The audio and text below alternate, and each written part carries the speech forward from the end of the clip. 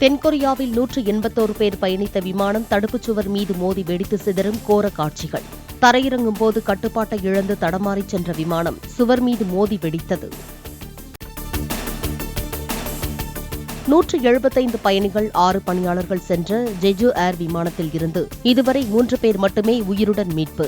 120 பேர் சடலமாக மீட்கப்பட்டுள்ள நிலையில் விமானத்தில் இருந்த 178 பேரும் இறந்திருக்கலாம் என அதிகாரிகள் அச்சம். உலகின் தொன்மையான மொழி தமிழ் என்பதை நினைத்து ஒவ்வொரு இந்தியனும் பெருமிதம் கொள்வதாக பிரதமர் மோடி புகழாரம். உலகெங்கிலும் உள்ள நாடுகளில் தமிழ் கற்கும் மக்களின் எண்ணிக்கை நாள்தோறும் அதிகரித்து வருவதாகவும் மன் கி பாத் நிகழ்ச்சியில் உரை.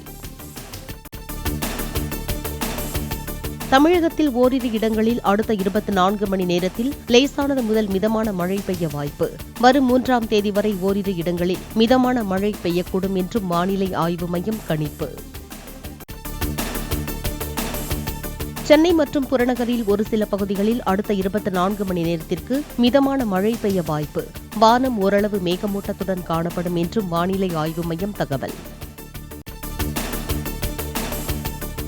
அரசு உதவி பெறும் பள்ளியில் படித்து உயர்கல்வியில் சேரும் மாணவியருக்கு மாதம் 1000 ரூபாய் வழங்கும் புதுமை பெண் திட்டம். தூத்துக்குடியில் நாளை நடைபெறும் நிகழ்ச்சியில் முதலமைச்சர் மு.க.ஸ்டாலின் தொடங்கி வைக்கிறார்.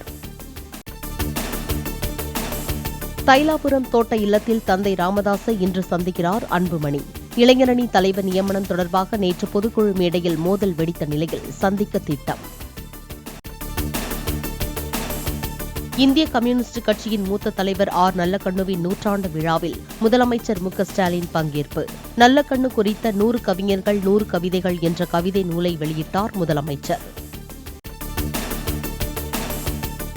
பொது உடைமை திராவிடம் தமிழ் தேசிய இயக்கம் ஒன்றாக இணைந்து விழா எடுக்கும் வாய்ப்பு நல்லக்கண்ணுவுக்கு கிடைத்துள்ளதாக முதலமைச்சர் பேச்சு. வாழ்த்த வரவில்லை, வாழ்த்து பெற வந்துள்ளேன் என்றும் முதலமைச்சர் நிகழ்ச்சி. இந்த நேரத்தில் புரட்சி கவிஞர் பாரதிதாசனுடைய பாடல் தான் உடைய நினைவுக்கு வருகிறது. எங்கள் பகைவர் எங்கோ அமர்ந்தார், இங்குள்ள தமிழர் ஒன்றாக கண்டேன். எல்லோரையும் ஒன்றாக்கியிருப்பது தோழர் நல்லக்கண்ணுடைய தியாகம். பொங்கல் பரிசு தொகுப்பை ஜனவரி 9ஆம் தேதி முதல் வழங்க தமிழக அரசு ஏற்பாடு. 2,21,00,000 அரிசி ரேஷன் கார்டுதாரர்கள் பயனடைவார்கள் என தகவல். வரும் 31 மற்றும் ஜனவரி 1ஆம் தேதி கடலில் குளிக்கவோ இறங்கவோ அனுமதி கிடையாது என சென்னை காவல்துறை அறிவிப்பு. கடற்கரையோரங்களில் தடுப்புகள் அமைக்கவும் கண்காணிப்பை தீவிரப்படுத்தவும் நடவடிக்கை. சென்னையில் புத்தாண்டு கொண்டாட்டங்களில் மது அருந்துவிட்டு வாகனம் ஓட்டுவோரின் வாகனங்களை பறிமுதல் செய்ய காவல்துறை உத்தரவு. வழக்கு பதிவு செய்தால் பாஸ்போர்ட் விண்ணப்பம் சரிபார்ப்பு உள்ளிட்டவைகளில் பாதிப்பு ஏற்படும் எனவும் எச்சரிக்கை. ராஜஸ்தானில் ஆழ்துளை கிணற்றில் 150 அடி ஆழத்தில் சிக்கிய 3.5 வயது சிறுமியை மீட்கும் பணி 7வது நாளாக தொடர்கிறது. ஆழ்துளை கிணற்றுக்கு அருகே மற்றொரு துளையிட்டு சிறுமியை மீட்கும் முயற்சி தீவிரம். ஜம்மு காஷ்மீரில் உலகின் மிக உயரமான ரயில் பாலம் அமைந்துள்ள கத்ரா ரியாசி பாதையில் ரயில் சோதனை ஓட்டம் தொடக்கம். உத்தம்பூர் ஸ்ரீநகர் பாரமுல்லா ரயில் திட்டத்தில் மிக முக்கியமான 18 கிலோமீட்டர் நீளத்திற்கு ரயில் பாதை தயார். ஸ்ரீரங்கம் ரங்கநாதர் கோயிலில் வைகுண்ட ஏகாதசி விழா நாளை தொடக்கம். முக்கிய நிகழ்ச்சியான சொர்க்கவாசல் திறப்பு ஜனவரி 10ஆம் தேதி நடக்கிறது. மகரவிளக்கு பூஜைக்காக ஐயப்பன் கோயில் நடை நாளை திறக்கப்படுகிறது. பக்தர்களின் வசதிக்காக பம்பையில் ஸ்பாட் புக்கிங் கவுண்டர்களின் எண்ணிக்கை அதிகரிக்க முடிவு. ஸ்பேடெக்ஸ் செயற்கைக்கோள்களுடன் PSLV C-60 ராக்கெட் நாளை விண்ணில் ஏவப்படுகிறது. இன்று இரவு தொடங்குகிறது 25 மணி நேர கவுண்டவுன்.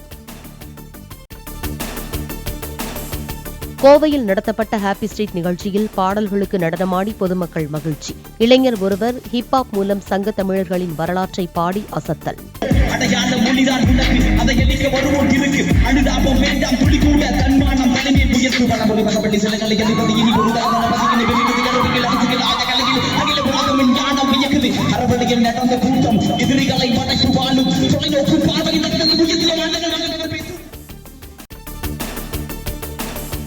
தற்போது மூலை முடுக்கெல்லாம் மட்டுமல்லாமல் பள்ளி கல்லூரி அருகேயும் மதுக்கடைகள் திறக்கப்படுவதாக உயர்நீதிமன்ற மதுரை அமர்வு கண்டனம். இருக்கும் மதுக்கடைகளை குறைக்க வழியை பார்க்க வேண்டும் என்றும் அறிவுறுத்தல்.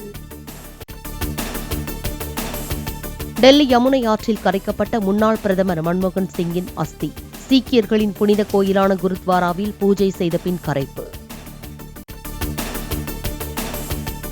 ரேபிட் செஸ் சாம்பியன் பட்டத்தை வென்றார் இந்தியாவின் கோனேரு ஹம்பி. அமெரிக்காவில் நடந்த இறுதிப் போட்டியில் இந்தோனேஷிய வீராங்கனையை வீழ்த்தினார். டெஸ்ட் கிரிக்கெட்டில் 200வது விக்கெட்டை வீழ்த்தினார் பும்ரா. மெல்பர்ன் டெஸ்டில் அடுத்தடுத்த விக்கெட்டுகளை இழந்து ஆஸ்திரேலிய அணி திணறல். புரோ கபடி தொடரின் இறுதிப் போட்டி புனேவில் இன்று இரவு 9 மணிக்கு நடக்கிறது. கோப்பையை வெல்ல ஹரியானா, பாட்னா அணிகள் பல பரீட்சை. பெருநாட்டில் வழக்கத்துக்கு மாறாக அதிகரித்த கடல் அலைகளின் சீற்றத்தால் கடற்கரை பகுதிகளில் பெரும் பாதிப்பு. பாதுகாப்பு காரணங்களுக்காக 80 துறைமுகங்கள் மூடப்பட்டுள்ளதாக அதிகாரிகள் தகவல். ஏமன் தலைநகர் சனாவில் உள்ள விமான நிலையத்தின் மீது இஸ்ரேல் தாக்குதல். இஸ்ரேல் தாக்குதலில் கட்டுப்பாட்டு கோபுரம் வெடித்துச் சிதறும் சிசிடிவி காட்சிகள். அஜர்பைஜான் விமானம் விபத்திற்குள்ளாகி 38 பேர் உயிரிழந்த விவகாரம். ரஷ்யாவில் தரையிறங்க அனுமதி அளிக்காததற்கு அஜர்பைஜான் அதிபரிடம் மன்னிப்பு கோரினார் புதின். மத்திய பிரதேச மாநிலம் குனா மாவட்டத்தில் ஆழ்துளை கிணற்றில் விழுந்த 10 வயது சிறுவன் மீட்பு. 39 அடி ஆழ கிணற்றில் நேற்று மாலை விழுந்த சிறுவன் மீட்கப்பட்ட நிலையில் மருத்துவமனையில் சிகிச்சை. ராஜஸ்தானில் காங்கிரஸ் ஆட்சிக் காலத்தில் உருவாக்கப்பட்ட 9 புதிய மாவட்டங்கள் நீக்கம். அரசியல் ஆதாயத்திற்காக புதிய மாவட்டங்களை முந்தைய அரசு உருவாக்கியதாக அம்மாநில அரசு விளக்கம்.